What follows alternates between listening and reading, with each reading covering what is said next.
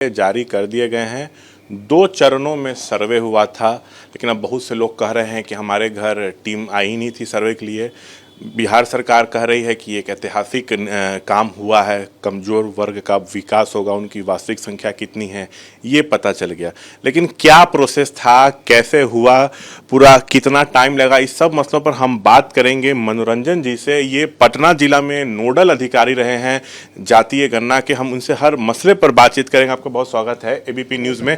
ये बताइए 2 चरणों में हुआ था, तो क्या प्रोसेस था, हमको पहले ये समझा दीजिए। देखिए, जो बिहार जाति आधारित गणना हुई है उसमें बहुत ही अच्छी पद्धति अपनाई गई। सबसे पहले जो प्रथम चरण था, इसमें हम लोगों ने 7 जनवरी से लेके 21 जनवरी तक संपादित किया था।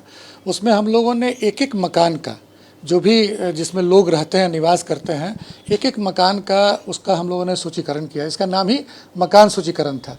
उसमें सारे जितने भी एक चार्ज के अंतर्गत, एक गणना खंड के अंतर्गत जितनी भी मकानें थी, सबका नंबरिंग किया गया। उस नंबरिंग करने का अभिप्राय ये था, ये उसका उद्देश्य ये था कि जब हम वास्तविक गणना करेंगे तो वैसे में हम किसी परिवार को न छोड़ सकें और एक एक परिवार की गणना हो जाए।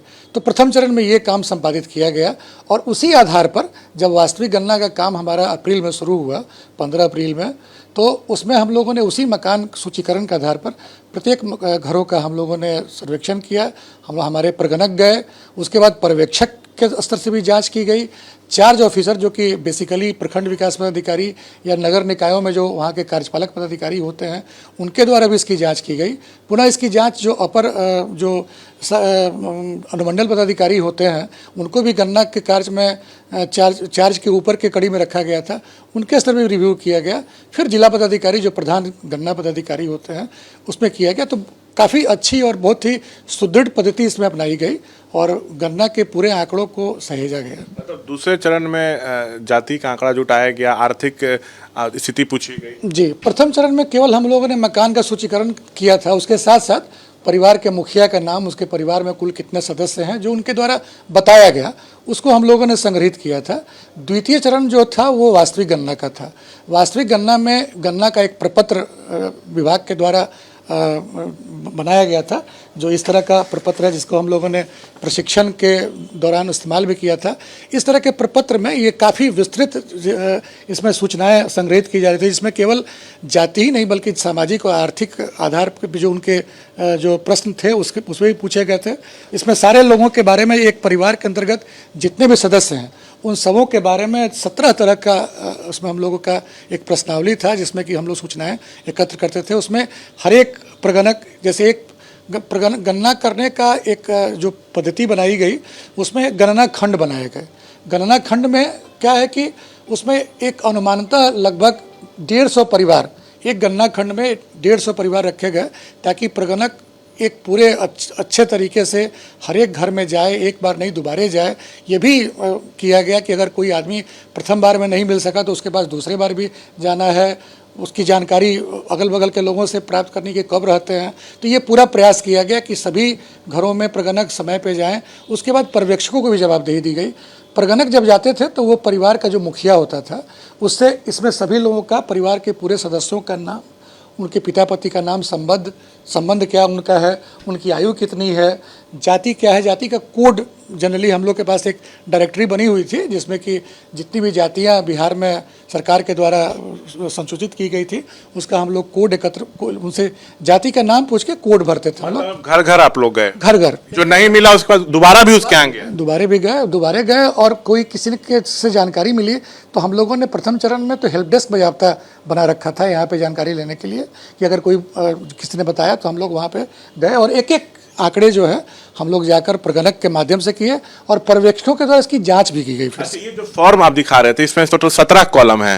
17 तरह की जानकारी जो है, 17 तरह के सवाल इसमें पूछे गए और एक आधार संख्या था, लेकिन आधार संख्या वैकल्पिक था, कोई ये नहीं था कि उनको देना ही है। और इसका जो डेटा है वो मोबाइल ऐप पर भी अपलोड किया गया। ये प्रक्रिया ये थी कि प्रगणक जब जाते थे घरों में तो लोगों से फिजिकल फॉर्म में लोगों से सूचनाएं लेते थे, उनका पूरा विवरण भर के परिवार के मुखिया से हस्ताक्षर भी प्राप्त करते थे।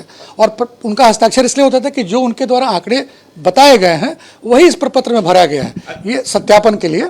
किस किस लोगों की इसमें ड्यूटी लगी थी, किस किस विभाग में? देखिए, इसमें बहुत बड़े व्यापक पैमाने पर, चूँकि हमारे यहाँ पूरे पटना जिला में 12,741 गणना खंड थे तो उतने कर्मियों की प्रतिनियुक्ति की गई थी। उसमें शिक्षक थे, आंगनबाड़ी सेविकाएं थी, अलग अलग तरह के कर्मचारी, राजस्व कर्मचारी, पंचायत सेवक, ये सभी तरह के इसमें कर्मी लगाए गए थे जो प्रगणक के रूप में काम कर रहे थे। उसके ऊपर के जो स्तर पे थे पर्यवेक्षक, उनसे हायर अथॉरिटी के जो सुपरवाइजरी रैंक के ऑफिसर्स होते हैं या कोई वरीय जो कर्मी है उसको पर्यवेक्षक के रूप में लगाया गया था। अच्छा, आप लोग डेटा को पूरा कंपाइल कैसे किए? हाँ, पूरा जब ये पूरा गन्ना फर्स्ट फेज में जब हम लोगों ने गन्ना का काम किया था तो एएचएल का भी पूरा आंकड़ा था, वो हम लोगों ने जो बिहार कास्ट बेस्ड सर्वे का पोर्टल है उस पर हम लोगों ने उसकी एंट्री करी थी। फिर बाद में जब ये द्वितीय चरण में जब वास्तविक गन्ना का काम शुरू हुआ तो एक बिजागा ऐप गवर्नमेंट ने बनाया था जो एंड्रॉयड बेस्ड ऐप है और बहुत काफ़ी रोबस्ट है। तो उस पर हम लोगों ने प्रगणकों के द्वारा एक प्रगणक के द्वारा जो एक प्रगणक के द्वारा जितने परिवारों का आंकड़ा प्रपत्र में संग्रहित किया गया था उसको उसने खुद से अपने मोबाइल ऐप में उस बिजागा ऐप पे उसने एंट्री की। एंट्री करने के बाद वो उसको सबमिट करते थे और वो पूरा का पूरा डेटा सर्वर पे एकत्र होता था। फिर बाद में जब उस मॉड्यूल में उसके ऊपर सुपरवाइजर्स का मॉड्यूल था तो सुपरवाइजर्स भी वो जितने भी प्रपत्र थे उन प्रपत्रों से एक एक जांच करके जो प्रगणक के द्वारा मोबाइल में एंट्री की गई है ऐप पे एंट्री, उसकी एक एक जांच करते थे पर्यवेक्षक, और पर्यवेक्षक के द्वारा जांच करके उनका मतलब उसका रिव्यू करते थे और रिव्यू करने के बाद जो आंकड़े अगर जो बिल्कुल सही पाए गए उसको वो सबमिट करते थे, अदरवाइज उनको एडिट करने की भी फैसिलिटी दी गई थी। और सामान्य प्रशासन विभाग को पूरी जिम्मेदारी थी। सामान्य प्रशासन विभाग नोडल डिपार्टमेंट था, वो वही इसके बारे में जितने भी दिशा निर्देश हैं, इसकी मॉनिटरिंग है, नोडल डिपार्टमेंट स्टेट गवर्नमेंट की तरफ से जीएडी के को सामान्य प्रशासन विभाग को बनाया गया था। कहा जा रहा है कि 500 करोड़ भी सरकार के खर्च हुए। ये तो विभाग के स्तर से जानकारी दी जा सकती है कि उसमें बजट का क्या प्रावधान था, ये विभाग के स्तर से ज़्यादा जानकारी मिल सकती है। पूरी तरह पारदर्शी तरीके से हर कुछ तरीके से बहुत पारदर्शी, बहुत सुदृढ़ तरीके से, और उसकी मॉनिटरिंग भी बहुत प्रॉपर लेवल से प्रत्येक दिन लगभग जिला पदाधिकारी के स्तर से यहाँ पे मॉनिटरिंग की गई। हम लोग कोई ऐसा दिन नहीं गुजरा हो जिस दिन जिला पदाधिकारी महोदय ने इसकी मॉनिटरिंग यहाँ नहीं की हो। इसी तरह से स्टेट गवर्नमेंट के स्तर पे भी मुझे पूरा याद है कि प्रत्येक दिन प्रधान सचिव महोदय और मुख्य सचिव महोदय के द्वारा इसकी मॉनिटरिंग की जाती थी कि कैसे चल रहा है, कहाँ क्या बाधाएँ हैं, कहाँ क्या कठिनाइयाँ हैं, और जहाँ कहीं भी कोई संशय रहा विभाग के द्वारा बहुत जल्दी उस पर निर्णय लिया गया, हम लोग को दिशा निर्देश दिए गए और बहुत अच्छे विभाग की निगरानी में इसको हम लोगों ने एक निश्चित समय में हम लोगों ने पूरा किया है इसको।